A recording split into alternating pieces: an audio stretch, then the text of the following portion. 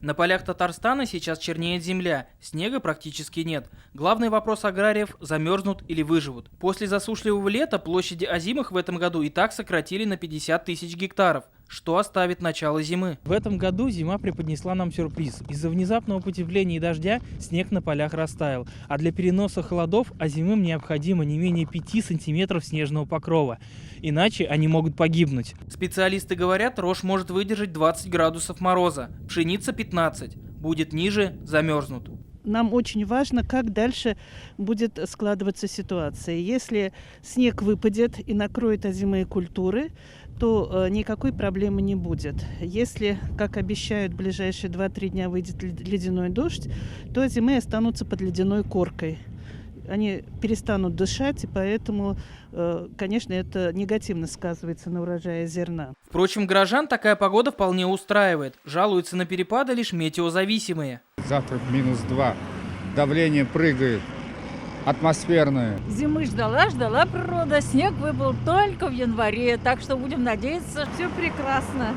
Это главное дело не в погоде, а в состоянии человека. По прогнозам синоптиков, завтра потеплеет. Циклон в республику принесет снегопад. Последний месяц года будет таким же контрастным, как 2021. Февраль был экстремально холодным, поэтому зима попала в десятку самых холодных за всю историю метеонаблюдений. Затем начался марафон теплых месяцев. Лето было засушливым. Ноябрьские дожди ситуацию уже не исправили. По многолетним данным климатическим, формирование устойчивого снежного покрова происходит 17 ноября, в то время как к сегодняшнему дню высота снежного покрова должна составлять около 12 сантиметров.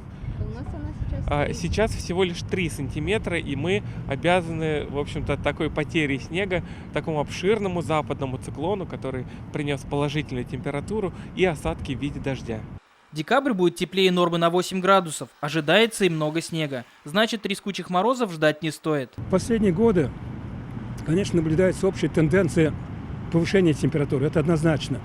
Но это совсем не означает, что год на год должен походить. И поэтому, естественно, колебания такого рода были, и они всегда будут. Потому что в атмосфере всегда, особенно в начале зимы, возникает неустойчивая обстановка. Ученые уточняют, темпы роста температуры на Земле не одинаковы. В России рост идет быстрее, чем в среднем по планете, а в Татарстане даже выше, чем в среднем по стране. Иван Сарафанов, Данил Филатов, ТНВ, Казань. Закажи рекламу на ТНВ. Телефон в Казани 5 705 100.